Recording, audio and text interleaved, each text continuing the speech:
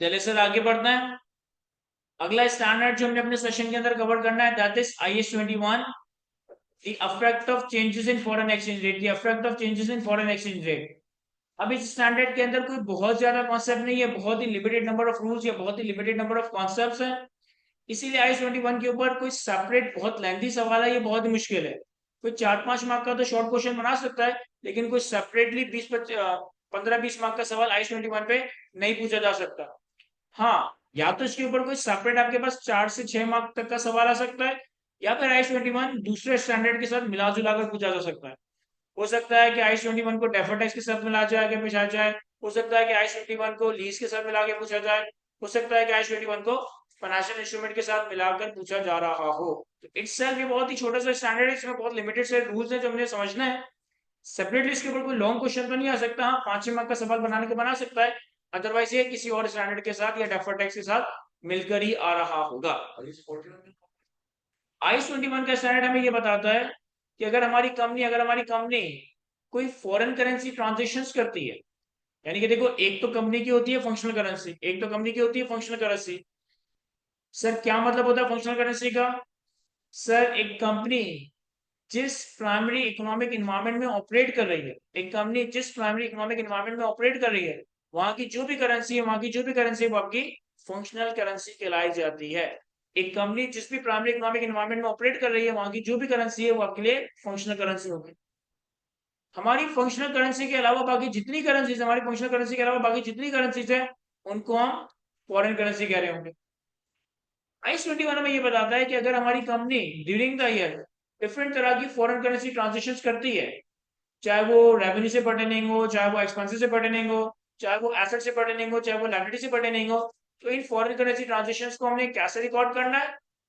और अगर साल के आखिर में हमारे पास कोई फॉरेन करेंसी एसेट या लायबिलिटी रह जाता है, तो उस फॉरेन करेंसी एसेट या लायबिलिटी को हम साल के आखिर में किस तरह से रिमेजर कर रहे होंगे। यानी कि इन शॉर्ट IS 21 सिर्फ आपको ये बताता है कि फॉरेन करेंसी ट्रांजेक्शन्स को और foreign currency asset and liabilities को हमने किस तरह से अकाउंट फॉर करना है अपने फाइनेंशियल स्टेटमेंट्स। अब सबसे पहले अगर हम बात करें फॉरेन करेंसी ट्रांजेक्शन्स की, तो IS 21 सिंपल सी बात ये करता है कि अगर ड्यूरिंग द ईयर आप कोई भी फॉरेन करेंसी ट्रांजेक्शन करो, चाहे आप अपने किसी फॉरेन कस्टमर्स को गुड्स बेचो, चाहे फॉरेन कस्टमर से गुड्स खरीदो, चाहे फॉरेन कस्टमर से, फॉरेन वेंडर से, सप्लायर से कोई एक्सपेंसेस वगैरह इनकर करो, चाहे फॉरेन कस्टमर से कोई एसेट की डीलिंग करो, कोई लायबिलिटी की डीलिंग करो, कोई एसेट बाय करो, कोई loan low, during the year हमारी जितनी भी फॉरेन करेंसी ट्रांजेक्शन होगी, उसे हम स्पॉट रेट, उसे हम exchange rate on the date of transaction पे रिकॉर्ड करेंगे। यानी जिस वक्त आपकी ट्रांजेक्शन होगी, जिस वक्त आपकी फॉरेन करेंसी ट्रांजेक्शन होगी, उस वक्त का जो भी एक्सचेंज रेट है, उस वक्त का जो भी स्पॉट रेट है, उस स्पॉट रेट पे हम उस फॉरेन करेंसी को फंक्शनल करेंसी में ट्रांसलेट करेंगे और उसे अपनी बुक्स में एसेट, लायबिलिटी, इनकम या एक्सपेंस के तौर पे रिकॉर्ड कर रहेंगे। मैं ड्यूरिंग द ईयर बेताशा किस्म की फॉरेन करेंसी ट्रांजेक्शन कर सकता हूँ। हो सकता है मैंने during the year foreign customers को माल बेचा हो फॉरेन करेंसी में। हो सकता है मैंने during the year foreign vendor से माल खरीदा हो फॉरेन करेंसी में। हो सकता है मैंने during the year different suppliers के थ्रू डिफरेंट एक्सपेंसेस की हो फॉरेन करेंसी में। हो सकता है मैंने ड्यूरिंग द ईयर कोई foreign currency non current assets, plant and machinery, inventory, invest property, इस तरह की कोई चीज बाय की हो सकता है मैंने ड्यूरिंग द ईयर कोई फॉरेन करेंसी लोन वगैरह हासिल किए हो। तो जितनी भी फॉरेन करेंसी ट्रांजेक्शंस हैं, द डेट ऑफ ट्रांजेक्शन जो भी एप्लीकेबल एक्सचेंज रेट होगा, at the date of transaction जो भी स्पॉट एक्सचेंज रेट होगा, इस एक्सचेंज रेट पे हम अपनी फॉरेन करेंसी ट्रांजेक्शन को फंक्शनल करेंसी में लेकर आएंगे और इसे रिकॉर्ड कर रहेंगे। अब देखें, अगर ड्यूरिंग द ईयर हमारे पास कोई फॉरेन करेंसी ट्रांजेक्शन इनकम या एक्सपेंस से पर्टेन करता है, तो उसे डेट ऑफ ट्रांजेक्शन के एक्सचेंज रेट पे आप रिकॉर्ड करोगे और वो ट्रांजेक्शन क्लोज हो जाएगी। अगर हम कोई फॉरेन करेंसी इनकम या एक्सपेंस की ट्रांजेक्शन करते हैं, तो डेट ऑफ ट्रांजेक्शन पे हम उसे रिकॉर्ड करेंगे और वो ट्रांजेक्शन क्लोज हो जाएगी, क्योंकि इनकम थी रिकॉर्ड हो गई, एक्सपेंस था इनकर हो गया, बात खत्म। लेकिन ऐसा भी हो सकता है कि इस फॉरेन करेंसी आइटम्स के नतीजे में, इस फॉरेन करेंसी ट्रांजेक्शन के नतीजे में हमारी बैलेंस शीट के ऊपर कोई फॉरेन करेंसी एसेट या फॉरेन करेंसी लायबिलिटी जन्म ले रही है। हमारी बैलेंस शीट के ऊपर कोई फॉरेन करेंसी एसेट या कोई फॉरेन करेंसी लायबिलिटी जन्म ले रही हो। तो अब यहाँ पे साल के आखिर में हमने क्या करना है, ये डिपेंड करता है कि वो जो फॉरेन करेंसी आइटम है, वो जो फॉरेन करेंसी एसेट या लायबिलिटी है, वो मॉनेटरी आइटम है या नॉन मॉनेटरी आइटम? अगर तो ड्यूरिंग द ईयर कोई फॉरेन करेंसी एक्सपेंस या इनकम की ट्रांजेक्शन है, उसे आपने रिकॉर्ड किया, वो ट्रांजेक्शन क्लोज हो गई, बात खत्म। लेकिन अगर ड्यूरिंग द ईयर आपने कोई फॉरेन करेंसी एसेट एक्वायर कर लिया या फॉरेन करेंसी लायबिलिटी एक्वायर कर ली, तो इसका मतलब है कि साल के आखिर में हमारे पास कोई ना कोई फॉरेन करेंसी एसेट लायबिलिटी रहता होगा। साल के आखिर में इसका क्या करना है, कैसे रिमेजर करना है, रिमेजरमेंट का गेन और लॉस कहाँ लेकर जाना है, ये सारी बातें इस चीज के ऊपर डिपेंडेंट है कि वो फॉरेन करेंसी एसेट या लायबिलिटी मॉनेटरी आइटम है या non monetary item. Sir monetary item non monetary item किसे कहते हैं? सर वो एसेट वो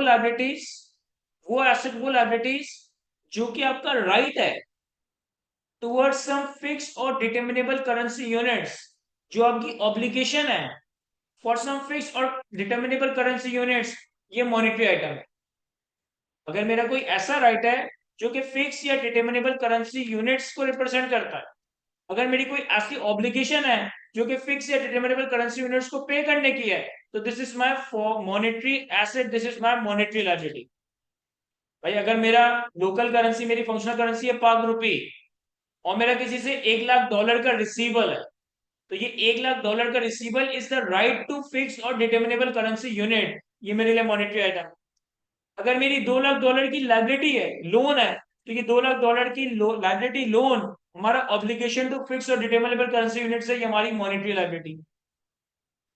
अगर मैंने किसी चाइना के बॉन्ड में इन्वेस्ट कर रखा है, लेट से मैंने चाइनीज बॉन्ड के अंदर 2 लाख येन वो इन्वेस्ट कर रखा है, तो जो मैंने चाइनीज बॉन्ड में 2 लाख येन इन्वेस्ट कर रखा है, ये मेरा राइट है towards the fix and determinable currency units, ये मेरे लिए मॉनेटरी एसेट होगा। लेकिन अगर आपके पास कोई ऐसा एसेट या लायबिलिटी है जो कि मॉनेटरी आइटम नहीं है, यानी कि फिक्स और डिटर्मिनेबल करेंसी यूनिट्स को रिप्रेजेंट नहीं करता, तो ये नॉन मॉनेटरी आइटम है। प्रॉपर्टी प्लांट एंड इक्विपमेंट हमारा इकोनॉमिक रिसोर्स, हमारा राइट टू इकोनॉमिक रिसोर्स है। इन्वेस्टमेंट प्रॉपर्टी हमारा इकोनॉमिक रिसोर्स, हमारा राइट टू इकोनॉमिक रिसोर्स है। इन्वेंट्री हमारा economic resource, right to economic resource है। इक्विटी इन्वेस्टमेंट्स हमारी एसेट्स हैं। Unearned revenue, advance receive from customers, accrued expenses, ये हमारे ऐसे राइट्स और ऑब्लिगेशन है जो कि फिक्स और डिटर्मिनेबल करेंसी यूनिट्स को रिप्रेजेंट नहीं करते। अगर आपके पास प्रॉपर्टी प्लांट एंड इक्विपमेंट है और उसकी वैल्यू आ रही है 2 लाख, तो ये 2 लाख की प्रॉपर्टी प्लांट एंड इक्विपमेंट का मतलब ये नहीं है कि आपको 2 लाख कैश मिलेगा, आपको उसके इकोनॉमिक बेनिफिट मिलेगा। अगर आपके पास इन्वेस्टमेंट प्रॉपर्टी है 5 लाख, तो ये 5 लाख रुपए की वैल्यू तो है, लेकिन इसका मतलब नहीं है कि 5 लाख आपको कैश मिलेगा, ये 5 लाख के वैल्यू के इकोनॉमिक बेनिफिट मिलेगा। इसी तरह अगर आपके पास इन्वेंट्री है, इसी तरह अगर आपके पास इक्विटी इन्वेस्टमेंट है, इसी तरह अगर आपके पास कोई एडवांस फ्रॉम कस्टमर है, तो सर ये सारी चीजें फिक्स और डिटर्मिनेबल करेंसी यूनिट को रिप्रेजेंट नहीं करती, ये चीजें नॉन मॉनेटरी आइटम कहलाई जाएगी। तो पहले तो आपने ये करना है कि फॉरेन करेंसी एसेट और लायबिलिटीज को बाइफरकेट करना है कि क्या वो मॉनेटरी आइटम है या नॉन मॉनेटरी आइटम। यहाँ पे हमारे पास कुछ एग्जांपल्स आ रही हैं कि कौन कौन से एसेट मॉनेटरी और नॉन मॉनेटरी होते हैं, कौन कौन से लायबिलिटी मॉनेटरी और नॉन मॉनेटरी होती है। वंस आपने डिटरमाइन कर लिया मॉनेटरी और नॉन मॉनेटरी, इसके बाद हमें क्या करना है? अगर हमारा फॉरेन करेंसी एसेट या लायबिलिटी मॉनेटरी आइटम है, तो वो एसेट या लायबिलिटी अपने रेलेवेंट स्टैंडर्ड के हिसाब से जैसे भी मेजर हो, हमें इससे गर्ज नहीं है। अगर फॉरेन करेंसी एसेट या लायबिलिटी मॉनेटरी आइटम है, तो वो एसेट या लायबिलिटी अपने रेलेवेंट स्टैंडर्ड के हिसाब से जैसे भी मेजर हो, हमें इससे कोई गर्ज नहीं होगा। मॉनेटरी एसेट मॉनेटरी लायबिलिटीज को हम ईयर एंड पे एक्सचेंज रेट से रीमेजर करेंगे, जो भी एक्सचेंज के लॉस आएगा, वो आपका पीएनएल में रिकॉग्नाइज हो जाएगा। अगर फॉरेन करेंसी लायबिलिटी आपकी मॉनेटरी आइटम है, तो अब ये फॉरेन करेंसी एसेट लायबिलिटी किसी भी स्टैंडर्ड में फॉल करे, हमें इससे गर्ज नहीं है। हम इस मॉनेटरी आइटम को साल के आखिर में ईयर एंड के एक्सचेंज रेट पे लेकर आएंगे, जो भी एक्सचेंज के लॉस होगा वो आपका पीएनएल में रिकॉर्ड हो जाएगा। और अगर वो एसेट या लायबिलिटी नॉन मॉनेटरी आइटम है, आपका फॉरेन करेंसी एसेट या लायबिलिटी नॉन मॉनेटरी आइटम है, फिर आपने ये देखना है कि ये जो नॉन मॉनेटरी आइटम है, क्या ये अपने रेलेवेंट स्टैंडर्ड के हिसाब से कॉस्ट या हिस्टोरिकल कॉस्ट पे मेजर हो रहा है, या फेयर वैल्यू रिवैल्यूड अमाउंट पे मेजर हो रहा है। हमें ये देखना है कि अगर हमारे पास नॉन मॉनेटरी आइटम है, तो क्या वो अपने रेलेवेंट स्टैंडर्ड के हिसाब से कॉस्ट या हिस्टोरिकल कॉस्ट पे मेजर हो रहा है, या फेयर वैल्यू रिवैल्यू अमाउंट पे मेजर हो रहा है। अगर तो non monetary item relevant standard के हिसाब से हिस्टोरिकल कॉस्ट पे मेजर हो रहा है, यहां पर हमें फॉरेन एक्सचेंज गेन और लॉसेस को अकाउंट फॉर करने की जरूरत ही नहीं है। यहाँ पे हमें फॉरेन एक्सचेंज गेन और लॉसेस को अकाउंट फॉर करने की जरूरत ही नहीं है। लेकिन अगर नॉन मॉनिटरी आइटम अपने रेलेवेंट स्टैंडर्ड के हिसाब से फेयर वैल्यू में मेजर हो रहा है, तो जिस दिन आप इसकी फेयर वैल्यू डिटरमाइन करेंगे, जिस दिन आप इसकी रिवैल्यूड अमाउंट डिटरमाइन करेंगे, उस दिन का एक्सचेंज रेट इस्तेमाल करेंगे। और फॉरेन करेंसी गेन और लॉस की वही ट्रीटमेंट होगी जो उस रेलेवेंट एसेट या लायबिलिटी के फेयर वैल्यू गेन और लॉस की ट्रीटमेंट है। यानी कि अगर रेलेवेंट एसेट और लायबिलिटी का फेयर वैल्यू का गेन पीएनएल में जा रहा है, तो फॉरेन एक्सचेंज गेन भी पीएनएल में जाएगा। अगर फेयर वैल्यू का गेन और लॉस ओसीआई में जा रहा है, तो फॉरेन एक्सचेंज गेन और लॉस भी ओसीआई में ही रिकॉर्ड हो रहा होगा। सर एग्जांपल दें। भाई फॉर एग्जांपल, मेरे पास डेट इन्वेस्टमेंट्स हैं, मेरे पास रिसीवेबल्स हैं, मेरे पास पेबल्स हैं। रिसीवेबल, पेबल, डेट, इन्वेस्टमेंट, ये सब मेरी मॉनिटरी आइटम्स हैं। अब ये रेलेवेंट स्टैंडर्ड के हिसाब से जैसे भी मेजर हो, अमोटाइज कॉस्ट में, फेयर वैल्यू थ्रू पीएनएल में, फेयर वैल्यू थ्रू ओसीआई में, या किसी और मॉडल में, मैं इसे लाजमी ईयर एंड पे एक्सचेंज गेन और लॉस के लिए रीमेजर करूंगा, और एक्सचेंज गेन और लॉस हमारा पीएनएल में जाएगा। लेकिन अगर हमारे पास लेट से प्रॉपर्टी प्लांट एंड इक्विपमेंट है कॉस्ट मॉडल में, इन्वेस्टमेंट प्रॉपर्टी है कॉस्ट मॉडल में, तो अब प्रॉपर्टी प्लांट एंड इक्विपमेंट और investment property non monetary asset है, और ये रेवेन्यू स्टैंडर्ड के हिसाब से कॉस्ट पे, यहाँ पे फॉरेन एक्सचेंज गेन और लॉस को अकाउंट फॉर ही नहीं किया जाएगा। लेकिन अगर प्रॉपर्टी प्लांट एंड इक्विपमेंट है रिवैल्यूएशन मॉडल में, इन्वेस्टमेंट प्रॉपर्टी है फेयर वैल्यू मॉडल में, इक्विटी इन्वेस्टमेंट्स है फेयर वैल्यू थ्रू पीएनएल या फेयर वैल्यू थ्रू ओसीआई, तो जिस दिन आप उसकी फेयर वैल्यू डिटरमाइन करेंगे, उसी दिन का एक्सचेंज रेट भी यूज करेंगे। और जहां फेयर वैल्यू गेन और लॉस को रिकॉर्ड करते हैं, वहीं पे आप फॉरेन एक्सचेंज गेन और लॉस को भी रिकॉर्ड करते हैं। अगर फेयर वैल्यू गेन और लॉस पीएनएल में जा रहा है, फॉरेन एक्सचेंज गेन और लॉस भी उसके साथ साथ पीएनएल में जाएगा। अगर फेयर वैल्यू गेन और लॉस ओसीआई में जा रहा है, फॉरेन एक्सचेंज गेन और लॉस भी ओसीआई में चला जाएगा। एक चीज याद रखिएगा जो यहाँ लिखी भी नहीं है, कि मॉनिटरी आइटम के केस में एफसीवाई गेन और loss to be presented separately in PNL. Monetary item के ऊपर जो भी फॉरेन एक्सचेंज गेन और लॉस आएगा ना, वो हम सेपरेटली कैलकुलेट करेंगे, और पीएनएल में फॉरेन एक्सचेंज गेन और लॉस के नाम से अलग से शो करेंगे। नॉन मॉनिटरी आइटम के केस में no need to separate no need to separate FCY gain और loss from fair value gain और लॉस। नॉन मॉनिटरी आइटम के केस में एफसीवाई गेन और लॉस को फेयर वैल्यू गेन और लॉस से सेपरेट करने की जरूरत नहीं है। क्यों? क्योंकि जहां फेयर वैल्यू का गेन रिकॉर्ड होना है, वहीं फॉरेन करेंसी का गेन और लॉस भी रिकॉर्ड होना है, तो यहाँ पे सेपरेशन की कोई जरूरत नहीं है। यहाँ पे हमें अलबत्ता सेपरेट करना पड़ेगा, और फॉरेन करेंसी के गेन और लॉस को हम सेपरेटली पीएनएल में प्रेजेंट कर रहेंगे।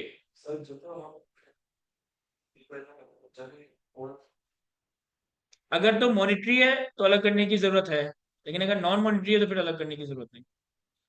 और लास्ट चीज, मैंने आपको बताया कि जो फॉरेन करेंसी ट्रांजेक्शन्स हैं, जो फॉरेन करेंसी ट्रांजेक्शन्स है, of the date of transaction जो भी एप्लीकेबल रेट होगा, उस रेट पे अपनी फॉरेन करेंसी ट्रांजेक्शन को रिकॉर्ड कर देंगे। इसकी एक छोटी सी एक्सेप्शन है, कि अगर आपकी फॉरेन करेंसी ट्रांजेक्शन्स का वॉल्यूम काफी ज्यादा है, अगर आपकी फॉरेन करेंसी ट्रांजेक्शन्स का वॉल्यूम काफी ज्यादा है, और ये इम्प्रैक्टिकेबल है, ये एडमिनिस्ट्रेटिवली एक हैसल है कि एक ट्रांजेक्शन को डेली बेसिस पे बैठ के कन्वर्ट करें, तो फिर वहां पर हमें स्टैंडर्ड एवरेज रेट इस्तेमाल करने की इजाजत देता है।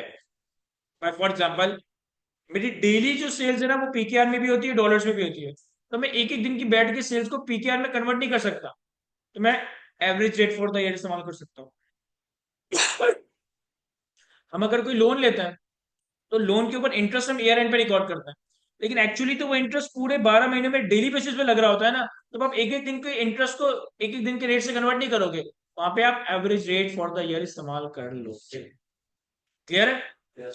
तो ये हमारे पास टोटल कॉन्सेप्ट है IS 21, the effect of changes in foreign exchange rate. इससे रिलेटेड एक इफ्रिक है जो कि हमारे कोर्स का पार्ट है, लेकिन उस इफ्रिक के अंदर जो बातें हैं वो इसी स्टैंडर्ड से ड्राइव्ड है, तो वो हम एक सवाल के साथ कवर करेंगे। मैं बताता हूँ कौन सा। पहले सर हमारे पास H21 से पर्टेनिंग एक कॉम्प्रिहेंसिव क्वेश्चन आ रहा है, रीड करते हैं इसे और सॉल्व करते हैं। कहता है global investment limited is listed in Pakistan. During the year ended 30th September 2011, GIL entered into the following contract with a UAE based company. एक कंपनी है ग्लोबल इन्वेस्टमेंट लिमिटेड जो कि पाकिस्तान में लिस्टेड है। 30 सितंबर 2011 इसका ईयर एंड है और ईयर एंड के आसपास इसने अपनी यूएई कंपनी के साथ इसने किसी यूएई कंपनी के साथ एक ट्रांजेक्शन की है। कहता है ऑन 28 सितंबर 2011 ईयर एंड से 2 दिन पहले company bought certain shares with the payment to be made on 3rd October 2011 for 2000 dirham. The fair value of these shares on balance sheet date and settlement date was 21,000 dirham and 21,500 dirham respectively. Year and से 2 दिन पहले हमने कुछ shares को bye करने की commitment कुछ shares bye किए जिसकी पेमेंट कब होगी 3 अक्टूबर 2011 पे, और जो शेयर्स बाय किए उसकी वैल्यू क्या है 20,000 दिरहम। ईयर एंड से 2 दिन पहले मैंने शेयर्स बाय कर लिए, पेमेंट कब करनी है ईयर एंड के 3 दिन बाद 3 अक्टूबर पे। पेमेंट तो कितनी करनी होगी 20,000 दिरहम, क्योंकि 20,000 दिरहम के बाय किए। ईयर एंड पे और पेमेंट के वक्त इन शेयर्स की फेयर वैल्यू 20,000 दिरहम से बढ़कर 21,000 दिरहम और 21,500 दिरहम हो चुकी है। सेकंड ट्रांजेक्शन है ऑन 29 सितंबर 2011 ईयर एंड से 1 दिन पहले company sold certain shares having carrying value of 34,000 dirham rupees 8,09,200 for 35,000 dirham with payment to be received on 4th October 2011। हमारे पास कुछ इन्वेस्टमेंट्स हैं जिसकी कैरिंग वैल्यू है 34,000 दिरहम 8,09,200 रुपए। ये इन्वेस्टमेंट की कैरिंग अमाउंट है। इससे हमने ईयर एंड से 1 दिन पहले बेच दिया। कितने का बेचा 35,000 दिरहम का। लेकिन पेमेंट कब रिसीव होगी 4 अक्टूबर 2011। The fair value of these shares on the balance sheet date and the settlement date was 35,200 and 34,800 respectively। और ये शेयर्स जो मैंने 29 तारीख को बेच दिए ईयर एंड पे इनकी फेयर वैल्यू कितनी है 35,200 और सेटलमेंट डेट पे इसकी फेयर वैल्यू कितनी है 34,800। फिर हमारे पास The above shares are held by GIL as held for trading। Sir in shares को हमने हेल्ड फॉर ट्रेडिंग के लिए रखा है, तो इसे कौन से मॉडल में क्लासिफाई करेंगे सर? हम इसे फेयर वैल्यू थ्रू पीएनएल में क्लासिफाई करेंगे। Relevant exchange rate on the relevant date are as follow. अब हमारे पास सारी रेलेवेंट डेट पे ना एक्सचेंज रेट अवेलेबल है। 28 सितंबर पे, 29 सितंबर पे, 30 सितंबर पे, 3 अक्टूबर पे और 4 अक्टूबर पे। कहता है prepare accounting entries to record the above transaction on the relevant dates in accordance with IFRS. तो बजाय तो ये बहुत छोटा सा सिंपल सा सवाल लग रहा है, लेकिन ये बहुत तगड़ा सवाल है, बहुत कॉम्प्लेक्स सवाल है। हम शेयर्स बाय कर रहे हैं 29 तारीख को, 28 तारीख को 1 दिन बाद ईयर एंड आ गया, 3 दिन बाद इसकी पेमेंट करनी है। हम शेयर सेल करें 29 तारीख को, 1 दिन बाद ईयर एंड आ गया, 4 दिन बाद इसकी पेमेंट रिसीव हो रही होगी। तो यहाँ पे बहुत सारी चीजें एक साथ चल रही होंगी। एक दफा सवाल को खुद से दोबारा से रीड करो, फिर मैं सॉल्व करवाता हूँ उससे। याद देखिए सर, सॉल्व करते हैं सवाल को। हमारे पास ग्लोबल इन्वेस्टमेंट लिमिटेड के नाम से कंपनी है।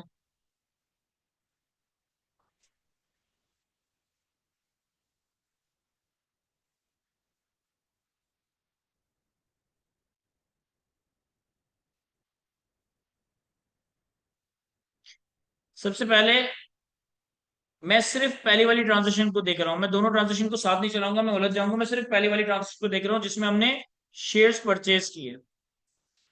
कहता है 28 सितंबर 2011 पे आपने शेयर्स परचेज किए जिसकी पेमेंट 3 तारीख को करनी है, लेकिन शेयर्स कितने के परचेज किए 20,000 दिरहम के।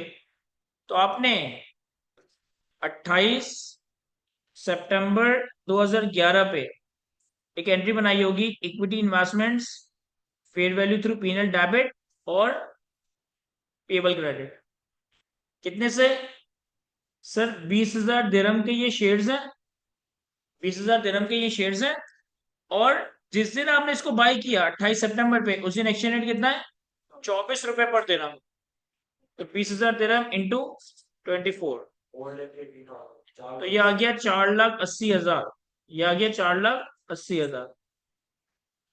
अब हमने 28 तारीख को शेयर्स बाय किए, equity investment debit payable credit कर दिए। अब ये जो आपके पास इक्विटी इन्वेस्टमेंट्स और पेबल डेबिट क्रेडिट हुआ है ना, ये फॉरेन करेंसी एसिड है, फॉरेन करेंसी लायबिलिटी है, क्योंकि ये शेयर्स दुबई की कंपनी के हैं, और ये जो पेमेंट आपने करनी है ये भी 20,000 दिरहम पे करना है। लेकिन इन दोनों में फर्क यह है कि ये नॉन मॉनिटरी आइटम है और पेबल मॉनिटरी आइटम है, क्योंकि payable represents your obligation to pay 20,000 dirham, and equity investment represents your right to number of shares, not the fix amount of currency. इसके बाद क्या हुआ सर? इसके बाद आया 30 सितंबर 2011। 30 सितंबर 2011 पे जो हमारी इक्विटी इन्वेस्टमेंट है ना, इसकी फेयर वैल्यू कितनी है सर? 30 सितंबर 2011 पे the fair value on the balance sheet date is 21,000 dirham. इसकी फेयर वैल्यू 20,000 दिरहम से बढ़कर 21,000 दिरहम हो गई। और 30 सितंबर पे एक्सचेंज रेट कितना है? 23.5। यानी कि इसकी फेयर वैल्यू है 21,500 दिरहम इंटू 23.5। कितना? सॉरी, 21,000 दिरहम इंटू 23.5। 493,500। और हमारी बुक्स में कैरिंग अमाउंट कितनी आ रही है? 4,80,000। तो हमारे पास यहाँ पर फेयर वैल्यू और फॉरेन करेंसी का गेन और लॉस आया। तो equity investment fair value through PNL debit, fair value gain PNL में क्रेडिट 13,500, 13,500। और ये कैलकुलेट कैसे हुआ है सर? कैरिंग वैल्यू थी 4,80,000, फेयर वैल्यू थी 493,500, तो हमारे पास गेन आ गया 13,500। अच्छा, अगर आप गौर करें ना, तो शेयर्स की फेयर वैल्यू 20,000 दिरहम से बढ़कर 21,000 दिरहम हो गई, यानी कि फेयर वैल्यू में हमारा गेन है। लेकिन एक्सचेंज रेट 24 से कम होकर 23.5 हो गया, तो एक्सचेंज लॉस है। लेकिन दोनों का क्यूमुलेटिव कितना इफेक्ट बन रहा है? 13,500 का गेन। वैसे तो फेयर वैल्यू में गेन और एक्सचेंज में लॉस है, लेकिन उनका नेट इफेक्ट कितना है? 13,500 का गेन। और चूंकि ये नॉन मॉनिटरी आइटम है, तो आपको सेपरेशन करने की जरूरत नहीं, आप सीधा सीधा फेयर वैल्यू का गेन और लॉस दिखा दोगे। सही है। अच्छा, दूसरी तरफ आपके पास एक पेबल आ रहा है, जो 20,000 दिरहम का पेबल है, 24 की वैल्यू पे रिकॉर्डेड है, 24 के एक्सचेंज रेट पे रिकॉर्डेड है। पाक रुपी में आपने 4,80,000 रिकॉर्ड किया हुआ है, लेकिन ईयर एंड पे एक्सचेंज रेट 24 से कम होकर 23.5 हो गया। तो आपकी पेबल पे आपको फायदा हुआ होगा, नुकसान हुआ होगा? सर फायदा हुआ होगा, क्योंकि हमें जो पे करना था उसका एक्सचेंज रेट कम हो रहा है। तो हमारा पेबल डेबिट और फेयर वैल्यू गेन क्रेडिट कितने से? सर 20,000 दिरहम पे करने थे, ईयर एंड पे एक्सचेंज रेट हो गया 23.5। हमारे पास ये रिकॉर्डेड कितने पे है? 4,80,000 पे। तो 4,80,000 से मल्टीप्लाई करते हैं, या ऐसे भी कर सकता हूं कि 23.5 और 24 का डिफरेंस ले लूं। कितना? 10,000। सर 10,000 का हमें अपने पेबल पे गेन आ गया है। क्या ये समझ आ रहा है हमें? अब हमारा जो पेबल था ना, इनिशियली हमने 4,80,000 का रिकॉर्ड किया, फिर 10,000 से डेबिट किया, तो हमारा पेबल कितना हो गया? 4,70,000। अब इसके बाद इसकी सेटलमेंट कब होगी? सर इसकी पेमेंट करनी है हमें 3 अक्टूबर को, तो 3 अक्टूबर आ गया। 3 अक्टूबर 2011। 3 अक्टूबर पे जब आप पे करोगे, तो आपके पास से कैश जाएगा। कितना? सर पे करना है हमें 20,000 दिरहम, लेकिन 3 अक्टूबर जब मैं पे करूंगा तब एक्सचेंज रेट कितना है सर? तब एक्सचेंज रेट हो गया है 25। तो आपके पास से कैश कितना जाएगा? 20,000 इंटू 25, 5 लाख। लेकिन आपके पास पेबल रिकॉर्डेड कितना था सर? पेबल रिकॉर्डेड था 4.5 लाख माइनस 10,000, 470। सॉरी,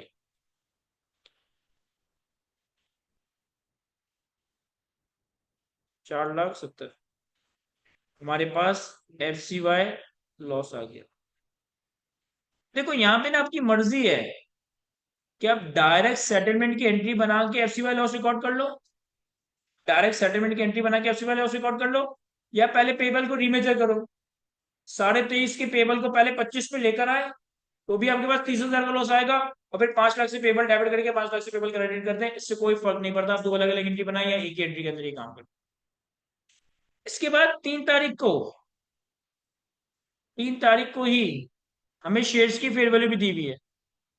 अब जरूरी नहीं है कि हम शेयर्स को फेयर वैल्यू पे लेकर आए, क्योंकि हम शेयर्स को फेयर वैल्यू पे ईयर एंड में या डिस्पोजल के वक्त लेकर आते हैं। ईयर एंड पे या डिस्पोजल पे लेकर आते हैं, इस एंट्री की जरूरत नहीं है, बस बना लेता हूं अवेलेबल है तो। कहते हैं 3 तारीख को शेयर सेटलमेंट डेट पे शेयर की वैल्यू कितनी हो गई है? 21,500। तो फेयर वैल्यू है 21,500 दिरहम। और 3 तारीख को एक्सचेंज रेट कितना है सर? 3 तारीख को एक्सचेंज रेट है 25। तो यानी कि हमारी इन्वेस्टमेंट की फेयर वैल्यू कितनी है? 5,37,500। हमने इस इन्वेस्टमेंट को इनिशियली रिकॉर्ड किया था 4,80,000 पे, फिर पहले साल के आखिर में 13,500 का गेन रिकॉर्ड करके हम अपनी इन्वेस्टमेंट को 493,500 पे लेकर आ गए थे। अब इसे 493,500 से बढ़ा के किस पे लाना है? 537,500 पे। तो हमारे पास equity investment fair value through PNL debit और फेयर वैल्यू का गेन क्रेडिट कितने से? 537,500 माइनस 493,500 कितना रहा? 44। ये आ गया हमारे पास 44,000 का फेयर वैल्यू गेन। ये आ गया हमारे पास 44,000 का फेयर वैल्यू। क्या ये समझ आ रहा है सबको? देखिए यहाँ पे जो ट्रांजेक्शन डे वन पे इनिशिएट हुई ना, उससे एक मॉनेटरी आइटम ने जन्म लिया, एक नॉन मॉनेटरी आइटम ने जन्म लिया। नॉन मॉनेटरी आइटम को तो हमने फेयर वैल्यू फॉरेन करेंसी के लिए लाजमी रिमेचर करना है, फॉरेन करेंसी का गेन लॉस पीएनएल रिकॉर्ड करना है। मॉनेटरी आइटम चूंकि IFRS 9 के हिसाब से फेयर वैल्यू पे है, तो इस वजह से मैं इसे फॉरेन करेंसी के लिए भी रिट्रांसलेट कर रहा हूँ, और फॉरेन करेंसी का गेन लॉस और फेयर वैल्यू का गेन लॉस दोनों पीएनएल में रिकॉग्नाइज कर रहा हूं। क्लियर है? इसके बाद सेकंड ट्रांजेक्शन पे आता है। ये हमारी ट्रांजेक्शन नंबर 1 थी। ट्रांजेक्शन नंबर 2, ट्रांजेक्शन नंबर 2 में देखो क्या कह रहा है। On 29 September 2011 company sold certain shares having carrying value dirham term में 34,000, रुपी टर्म में 8,09,000। ये इन्वेस्टमेंट की कैरिंग वैल्यू है, लेकिन कितने के बेचे हैं? 35,000 दिरहम के। तो जब शेयर्स बेचे, बेचते वक्त पहले उसे फेयर वैल्यू पे लेकर आएंगे। तो यानी कि हमारी फेयर वैल्यू कितनी है? 35,000 दिरहम। और किस दिन बेचे? 29 सितंबर को। 29 सितंबर पे डेट कितना है? 23। 8,05,000। और कैरिंग अमाउंट कितनी है सर? कैरिंग अमाउंट है 8,09,200। तो यानी कि आपको यहाँ पे फेयर वैल्यू का लॉस हो रहा है 4,200 का। पहले इस फेयर वैल्यू लॉस को रिकॉर्ड कर लेंगे। तो फेयर वैल्यू लॉस पीएनएल में debit, equity investment fair value through PNL credit 4,200 से। तो ये एंट्री बनाने के बाद, ये एंट्री बनाने के बाद आपकी इन्वेस्टमेंट 8,05,000 की फेयर वैल्यू पे आ गई। 8,05,000 की फेयर वैल्यू पे आ गई। अब हमने क्या करा? इसे 35,000 दिरहम का बेच दिया। तो हमारे पास एंट्री क्या बनेगी? Receivable debit. रिसीवेबल डेबिट क्यों? क्योंकि जो बेचा है ना, उसकी पेमेंट अभी नहीं मिलेगी। पेमेंट कब मिलेगी? 4 अक्टूबर पे। तो रिसीवेबल डेबिट और equity investment favourable through PNL credit कितने से? 8,05,000।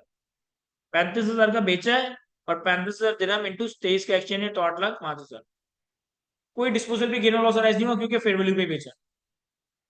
अब आपका एसेट तो डीरिकॉग्नाइज हो गया है, एसेट तो खत्म हो गया है, लेकिन आपके पास एक रिसीवल है। और ये रिसीवल क्या है? सर ये रिसीवल आपका राइट टू रिसीव 35,000 दिरहम है। आपका राइट टू रिसीव 35,000 दिरहम यानी कि मॉनिटरी आइटम। तो ईयर एंड पे और सेटलमेंट डेट पे इसे रीमेजर जरूर करना पड़ेगा। ईयर एंड पे क्या हुआ? सर एक्सचेंज रेट 23 से बढ़कर 23.5 हो गया, यानी कि फायदा हो गया। रिसीवल में अगर रेट बढ़ रहा है तो तुम्हारा फायदा हो रहा है। तो तुम्हारे पास ईयर एंड पे, अच्छा ये एंट्री हमने बनाई थी 29 सितंबर 2011, ये एंट्री हम बना रहे हैं 30 सितंबर 2011 पे। रिसीवेबल डेबिट, एफसीवाई गेन, पीएनएल में क्रेडिट। कितना सर? 35,000 दिरहम का रिसीवेबल है जो कि 23 के रेट पे रिकॉर्डेड है, और 23 से बढ़ाकर 23.5 के रेट पे लेकर आना है। 17,500 से रिसीवेबल डेबिट, 17,500 से फॉरेन करेंसी गेन क्रेडिट। 17,500 से रिसीवेबल डेबिट, 17,500 से फॉरेन करेंसी गेन क्रेडिट। फिर 4 तारीख को हमें पैसे मिल गए। पैसे कितने मिले? सिर्फ पैसे मिले होंगे आपको 35,000 दिरहम। लेकिन जब 4 तारीख को पैसे मिले तब एक्सचेंज रेट कितना है? सिर्फ 4 तारीख को जब आपको पैसे मिले ना तब एक्सचेंज रेट है 26 का। तो आपको पैसा जो मिला होगा वो 35,000 इंटू 26, 9,10,000। लेकिन आपका रिसीवेबल कितना था?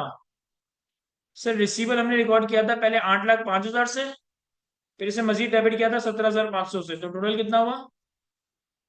8,05,000 और 17,500 का टोटल 8,22,000।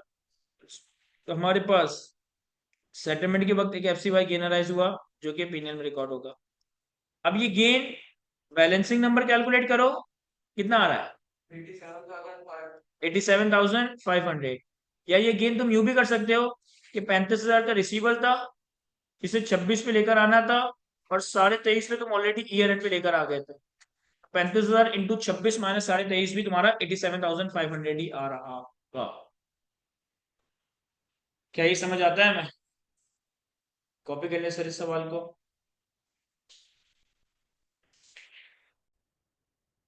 चलिए जी आगे बढ़ते हैं। एक और सवाल आ रहा है हमारे पास आईएस 21 से पर्टेनिंग, और इसके अंदर जो कॉन्सेप्ट है ना वो आईएस 21 और इफ्रिक 22 का कॉन्सेप्ट है। तो इफ्रिक 22 को आपने सेपरेटली तो असेस में कवर नहीं किया, लेकिन आईएस 21 की नॉलेज की बेसिस पे ही वो इफ्रिक की एप्लीकेशन और ये सवाल आपसे मैनेज हो जाएगा। रीड करते हैं और सॉल्व करते हैं।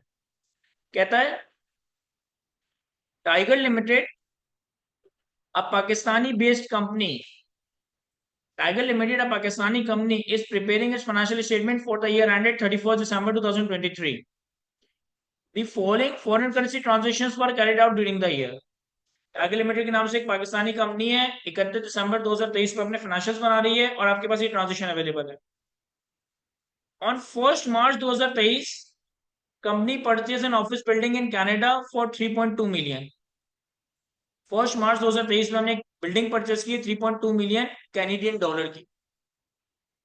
15% एडवांस पेमेंट होगी 1 मार्च 2023 पे, 65% पेमेंट होगी 1 मई 2023 पे on the transfer of title and position, और रिमेनिंग जो अमाउंट है वो 1 जून पे पे होगा।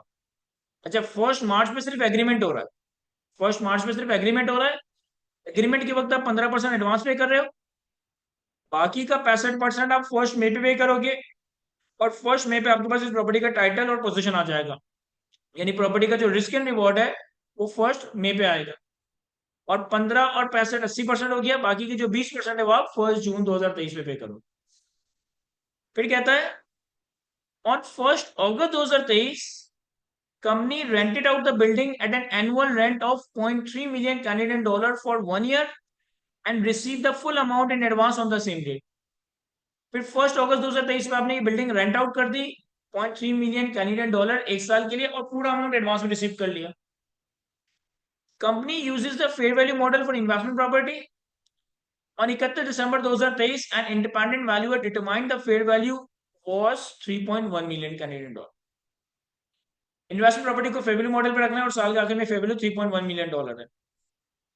अब हमारे पास 1 मार्च, 1 मई, 1 जून, 1 अगस्त 31 दिसंबर, जो जो रेलिवेंट डेट्स थी ना उस पर एक्सचेंज रेट गिवन है, और हमारे पास कुछ एवरेज रेट भी है, जनवरी टू दिसंबर पूरे साल का, मई टू दिसंबर और अगस्त टू दिसंबर, इन पीरियड्स का एवरेज रेट भी है।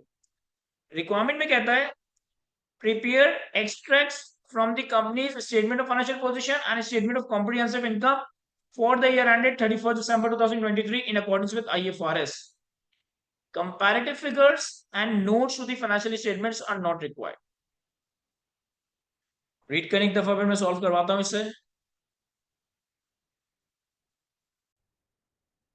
चलिए जी, यहां देखिए मैं सवाल को सॉल्व करता हूं टाइगर लिमिटेड के नाम से।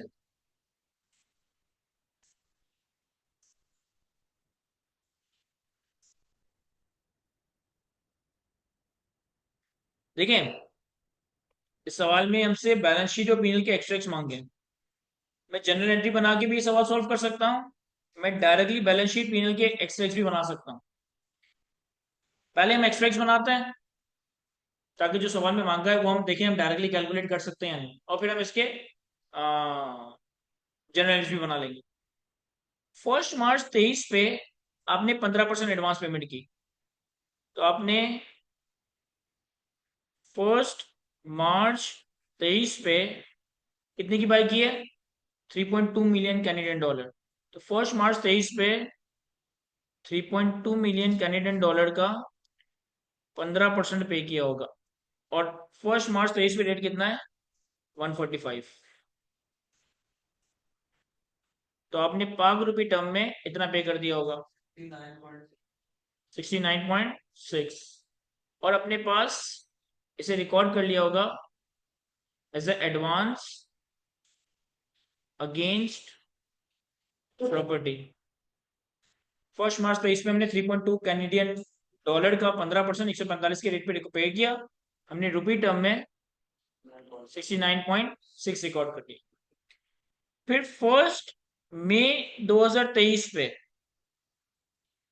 के पास इस प्रॉपर्टी का पोजीशन और टाइटल आ गया, तो 1 मई 2023 पे आपने अपने पास इन्वेस्टमेंट प्रॉपर्टी रिकॉर्ड करनी है, क्योंकि हम इसे रेंट पे दे रहे हैं, प्रॉपर्टी बनाने रिकमेंड नहीं है। अब 1 मई 2023 पे हमें इसकी कॉस्ट डिटरमाइन करनी है। कैसे सर, एक तो हमने 15% ऑलरेडी एडवांस पे कर रखा था, एक तो हमने ऑलरेडी एडवांस पे कर रखा था, ये हमारा डीरिकॉग्नाइज हो जाएगा क्योंकि हमारे पास अब प्रॉपर्टी आ रही है। 65% हम पेमेंट कर रहे हैं, तो 65% अगर हम पेमेंट को रिकॉर्ड करें तो वो होगा 3.2 मिलियन कैनेडियन डॉलर का 65%, और 1 मई 2023 पे रेट कितना है, 150। तो हमने पेमेंट कितनी की, 312। और हमने इस दिन एक लायबिलिटी या एक उधारी भी पाली है कि 20% हम बाद में पे करेंगे, 20% हम 1 जून पे करेंगे। तो 3.2 मिलियन कैनेडियन डॉलर का 20%, और ये जो उधारी हमारे साथ आई है ये भी किस रेट पे आएगी, सिर्फ 150 के रेट पे, 96। अगर आप में से कोई सोच रहा है कि हमने जो 15% ऑलरेडी पे कर दिए थे इसको नए रेट पे लेकर नहीं आएंगे, नहीं सर, आपने जो 15% ऑलरेडी पे कर दिए थे ये एक नॉन मॉनेटरी एसेट है, एडवांस अगेंस्ट प्रॉपर्टी, और ये ऐसा नॉन मॉनेटरी एसेट है जो कि हिस्टोरिकल कॉस्ट पे मेजर होगा, इसकी कोई रीमेजरमेंट नहीं है। तो चूंकि ये नॉन मॉनेटरी एसेट है और हिस्टोरिकल कॉस्ट पे चल रहा है, तो ये रीमेजर नहीं होगा, ये एज इट इज खत्म हो जाएगा। जो एक्चुअली पे किया वो और जो पे करना है वो, ये हमारे पास इन्वेस्टमेंट प्रॉपर्टी की कॉस्ट आ गई 1 मई 2023 पे 477.6। तो चूंकि इन्वेस्टमेंट प्रॉपर्टी है तो इसका मतलब है इसे ईयर एंड पे फेयर वैल्यू पे लाना होगा। ईयर एंड पे डायरेक्टली इसकी फेयर वैल्यू निकाल लेते हैं। कहता है ईयर एंड पे फेयर वैल्यू कितनी है, 3.1 मिलियन कैनेडियन डॉलर, और ईयर एंड पे रेट कितना है, 165। तो 3.1 मिलियन कैनेडियन डॉलर इंटू 165, 511.5, यानी कि हमारे पास इस प्रॉपर्टी पे फेयर वैल्यू गेन आ रहा है 33.9। अच्छा, एक आपने पेपर रिकॉर्ड किया था 1 मई 2023 पे 96 का, लेकिन आपने इसकी पेमेंट करनी है 1 जून 2023 पे। और कितनी पेमेंट करनी है? सर पेमेंट करनी है हमें 3.2 मिलियन कैनेडियन डॉलर का, 3.2 मिलियन कैनेडियन डॉलर का 20%। और जब हमें पेमेंट करनी है 1 जून पे, तब एक्सचेंज रेट कितना है? 153। तो 97.92 की हमें पेमेंट करनी है। और ये पेपर रिकॉर्डेड कितने पे था? 96 पे।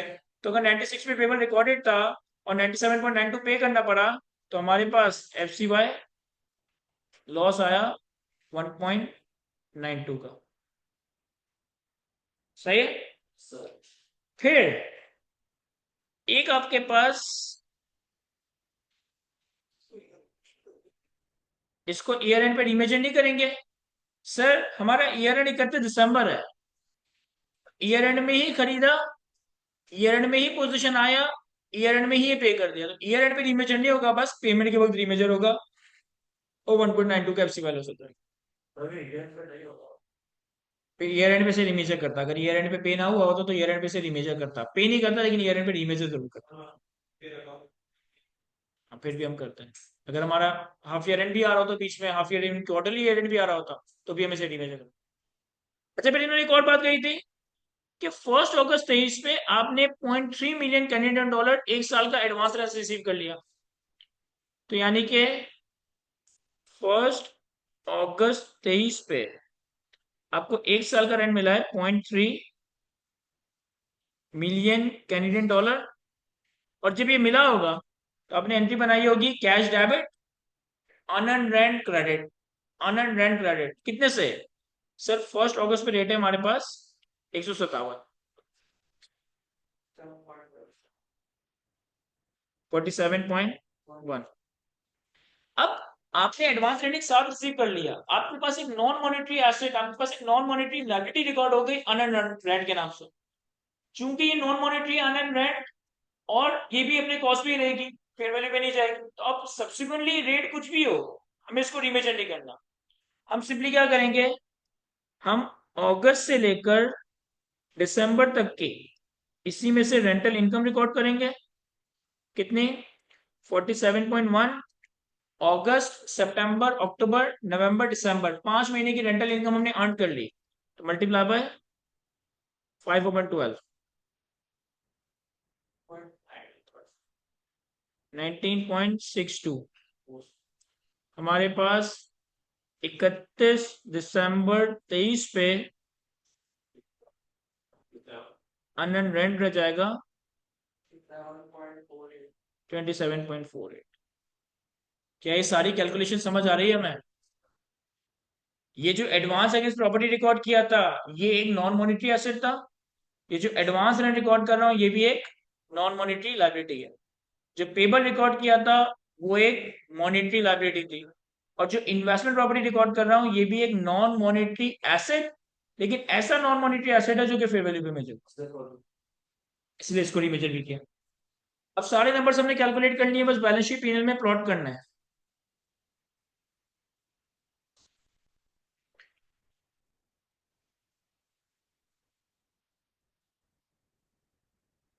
सर हमारे पास पीएनएल पे क्या क्या आएगा? सर एक तो हमारी पेमेंट के ऊपर हमें 1.92 का एफसीवाई लॉस हो रहा था, तो पीएनएल में हमारे पास एफसीवाई लॉस आएगा 1.92। दूसरा, हमारे पास फेयर वैल्यू गेन था 33.9।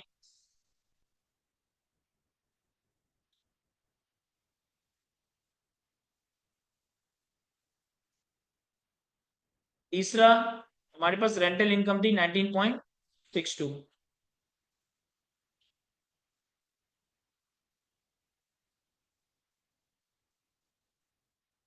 ये तीन चीजें आपके पास पीएनएल में आ जाएगी। बस टोटल की जरूरत नहीं है क्योंकि P&L में तो और भी बहुत चीजें आ रही है। बैलेंस शीट पे सर, बैलेंस शीट में हमारे पास एसेट्स,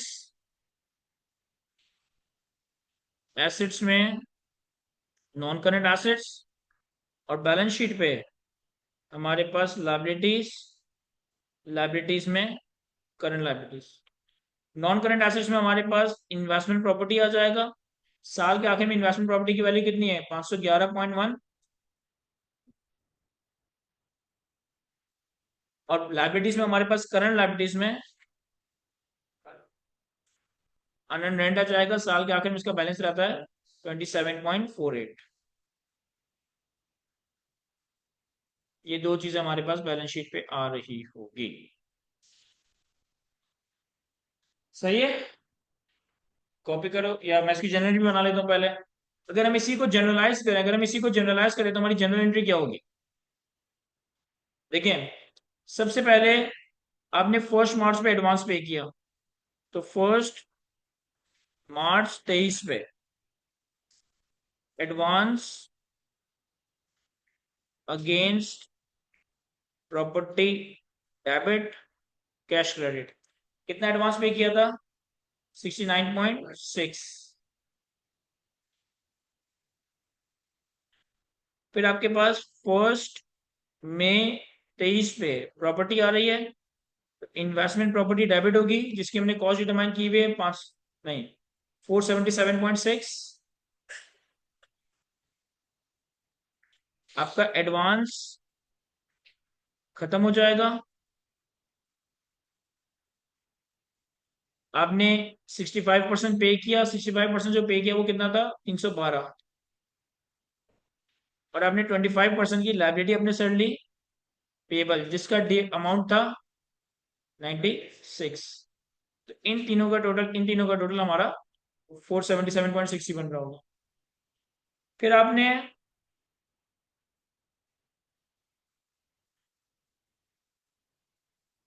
फिर आपने 1 जून 23 पे पेबल को सेटल किया, तो जो पेबल आपके पास रिकॉर्डेड था 96 से वो डेबिट हो गया होगा, आपके पास से कैश क्रेडिट हुआ होगा। लेकिन जब आपने कैश पे किया तो कैश आपको पे करना पड़ा 97.2, 97.92, यानी कि आपके पास FCY लॉस आया 1.92। फिर आपने 1 अगस्त पे एडवांस रेंट रिसीव किया, तो आपने कैश डेबिट और अनअर्न्ड रेंट क्रेडिट किया होगा। जब आपने अनअर्न्ड रेंट रिसीव किया उस वक्त 47.1, 47.1, 47.1। फिर ईयर एंड पे 31 दिसंबर 23 पे इस अनअर्न्ड रेंट में से कुछ इनकम रिकॉर्ड हुई, तो अनअर्न्ड रेंट डेबिट और रेंटल इनकम P&L में क्रेडिट, कितना? 19.62। और लास्ट चीज, इन्वेस्टमेंट प्रॉपर्टी पे फेयर वैल्यू गेन हुआ, तो investment property debit, fair value gain P&L में क्रेडिट, कितना? 33.9, 33.9, 33.9।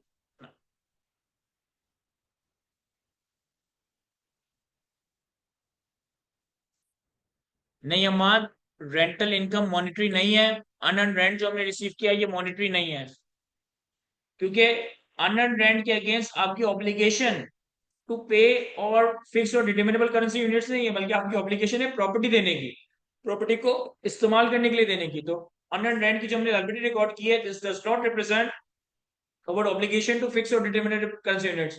This represents our obligation to allow someone to use our property. तो ये नॉन मॉनिटरी है।